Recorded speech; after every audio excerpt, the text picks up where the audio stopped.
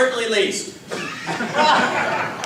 We save the greens for last because they're Epicurean, which means they love pleasure and love to hear about themselves.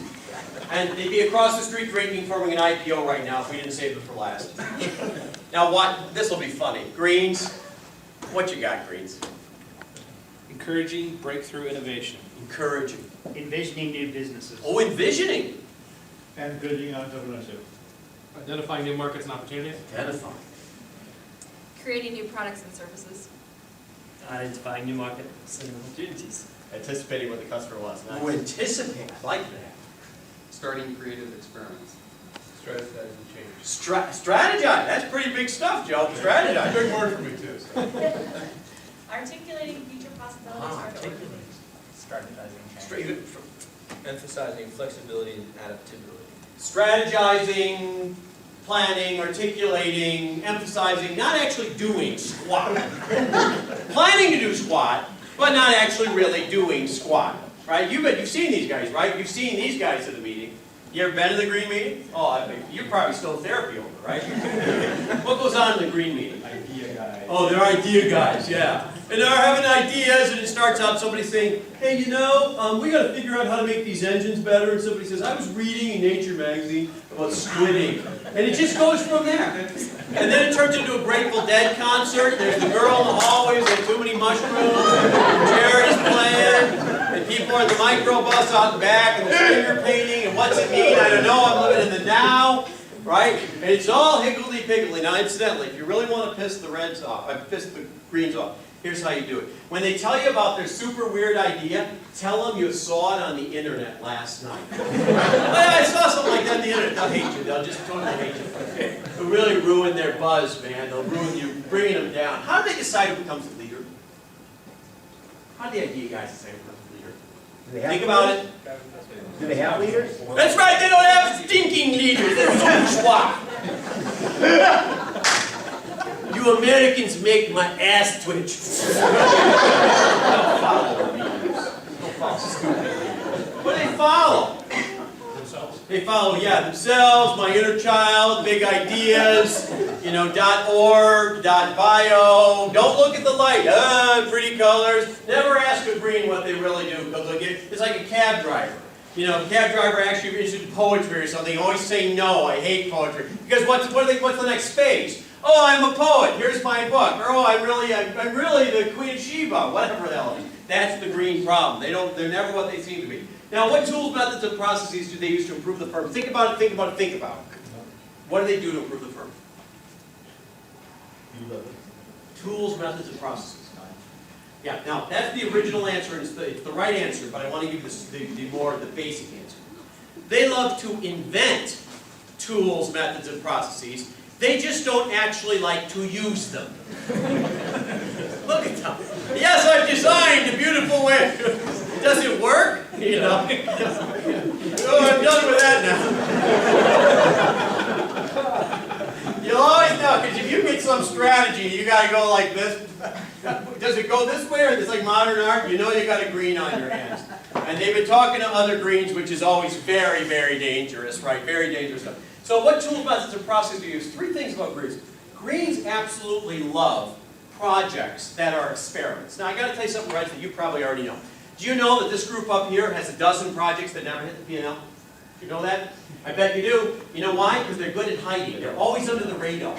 They're always right at the boundaries. It's in or out of bounds. Whatever the law is, they're right on the law. Right? They're this close to doing something. Now, here's the bad news. They got 12 projects, but there's some good news. Here's the good news. 6 projects they forgot about by the time they got off the airplane because they had the attention span of a gnat. 3 of the projects are so stupid and ill-conceived that they're not going to go anywhere. 2 of the projects turn out to be mediocre, which they lose interest in immediately. What's the problem? There's one left. And what is it? It's big, it's huge, it's fresh, it's new, it's wild, it's crazy, and it doesn't work very well. Who's going to solve it? Take a good look. Yeah! Oh, I got the idea. It's pretty close to working. It's 90% there. They love to say crap like that. It's like 10% there, and you guys have to make the rest of the whole thing work. So they love to widen the array of projects, or diversify the project, which is their big, big, big thing. Second thing they love to do, they love diversity. Absolutely love diversity. It's like a Fellini movie. It's like going to the Carney. You know the guy in the dive with aluminum foil on his head who's drooling, mumbling about social scrambling his brains? He's on the team, right? Who knew, right? They love to change the gene pool. It's their favorite thing in the world to do, right? True story. Went on to IDEO a few years back. Friend of one of my students was developing, worked for IDEO, the big design firm. They were developing shoes for Jimmy Choo. Anybody heard of Jimmy Choo? They make ladies' shoes, but expensive ladies' shoes. So I go to the first guy on the team. I said, "What do you do?" He said, "My name's Bob from Chicago." "What do you do, Bob?" "I'm a structural architect." These are the guys that build those 110-story buildings. You go, "These shoes are going to have high heels. I guess they're going to stand up really well." Goes to another guy. "What do you do?" "My name's Mona." "Where are you from, Mona?" "I'm from Milan." "What do you do?" "I make window treatments, darling." It took me a while. What's a window treatment? Window treatment is a drapery. It's a tapestry. One thing, these shoes are going to be nice. There used to be the other guy. "What's your name?" "My name's Tim." "What are you, Tim?" "I run a porn site for guys with a foot fetish." "Nice to meet you, Tim. I'm not going to shake your hand or anything, but really nice to meet you, Tim. So about a year goes by, these shoes come out. I'm hearing from everybody how beautiful the shoes are. My students are asking, "Were you at IDEO when they did this?" And you say, "I was." And they say, "How did they design these shoes?" And you say, "You don't want to know. It was a freak show. It was a total freak show." They love the freak show. Now the final thing, how much data is there on the future? None. What's the one group in the room that tries to see the future first? Take a good look. You ever go to a futuring session? You ever been to one of these things? You get a bunch of smart people in the room, some tarot cards, you read the bumps on your head, the position of the moon, a couple of reports about something that are really arcane, and you try and look into the glass.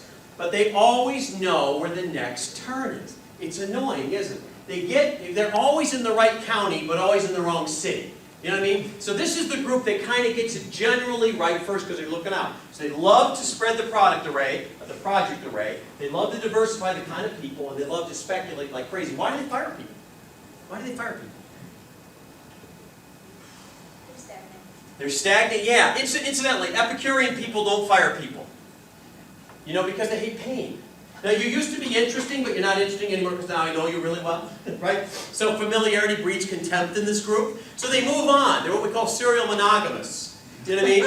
Serial monogamists. I used to love you, but now I love somebody else. They're moving on. They're fully in love at all times. Now, here's the thing, Greens, you need to know. There are people who work for you that used to love you who now hate you, right? They hate you because you moved on and you didn't think they were interesting anymore, right? It's because oh, I've moved on to the next great thing.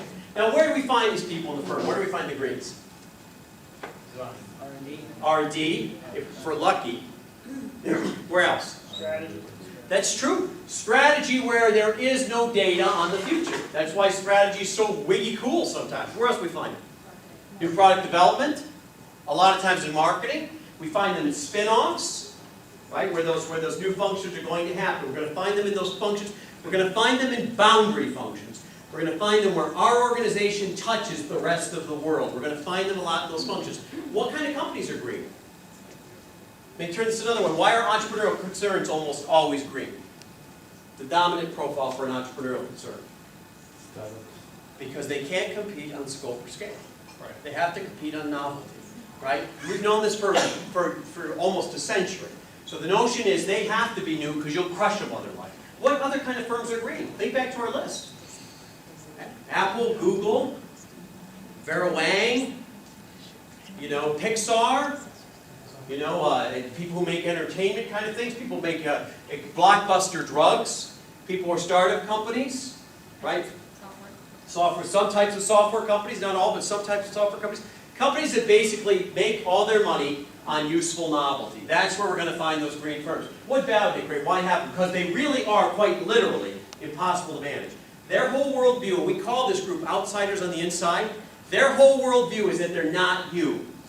Seriously, so the minute you go, oh, we're going to go to open collaborative type of learning, then they won't like that either. Oh, oh, the man's making me collaborate. You know, okay, fine. They're like petulant. I'm never happy because I don't want to be like you, but I want to be affiliated with you somehow. Right? They got all that screwy stuff going on. So what value do they create? We can't manage it. Creativity. They create creativity at a large scale. These are the breakthrough innovation guys. These are the, oh my God, kind of stuff. What else can we get for this group? We get one other thing that'll scare the blues. Good drugs. Good drugs? We try to keep those out of the workplace these days. Wasn't always that way, but we are now. What do we get for this group? Money. We get radical innovation, and we get organic growth. Because the only way to organically grow is you make something new. What's the second part? You sell to someone new. This is the group that speculates new markets. So they speculate new markets. They develop radical new products and services. Are they fast or are they slow? Who knows? Some stuff's going to happen tomorrow. Some stuff's going to happen when hell freezes over because it's crazy stuff, right? It's not going to happen at all. So the delta is huge on this group in terms of speed. Their approach is breakthrough incremental.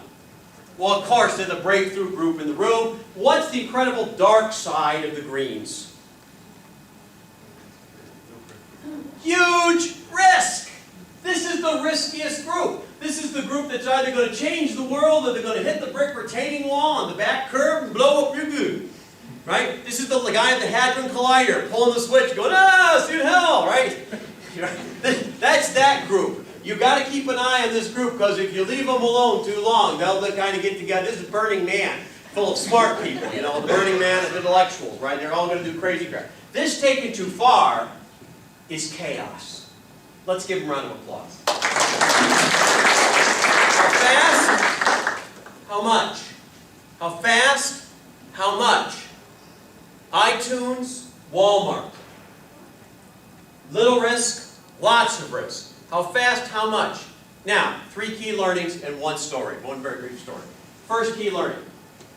You're only as good as a leader as your ability to manage ambidextrously across to the oppositional value proposition. And what that means is this. Every organization is somebody who's good at all 4 quadrants. What we know about creating value is the key is the reunion of these 2 quadrants this way. So the notion is, I've got great ideas, I've got them in R&D center somewhere. How does it actually get taken into production? Who's actually going to be able to do this? A process isn't going to do that for you. A strategy isn't going to do that for you. It's a person who has range. Now, not everybody has range. I don't have a lot of range. I came from building companies. That's what I do, and I turn around very big companies. I'm very green, I got a lot of blue. I don't have a lot of range. I don't have a lot of red, I don't have a lot of yellow. So what's that mean to me? It means my right-hand people have to be reds and yellows. Now, am I real happy about that? Oh, I just love reds telling me where I need to go, and what I need to do, and what I'm doing every second of my waking life. No.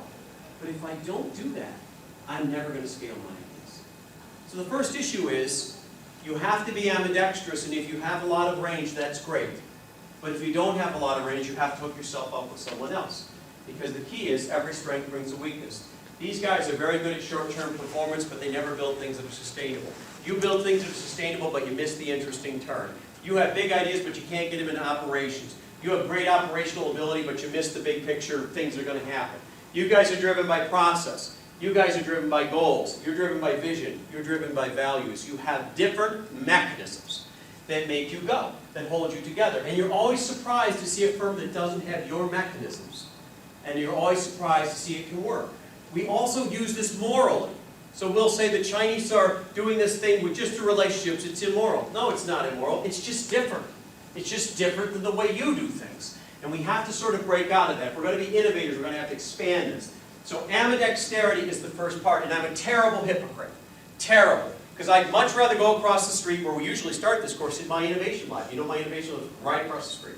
Right? What do we do in there? We do all kinds of green stuff. But every now and then you got to come and you got to say to the Reds, we got to put some manufacturing in here, some manufacturability, some operationability. We need you guys in the party. Because if we don't have you in the party, we won't have constructive conflict.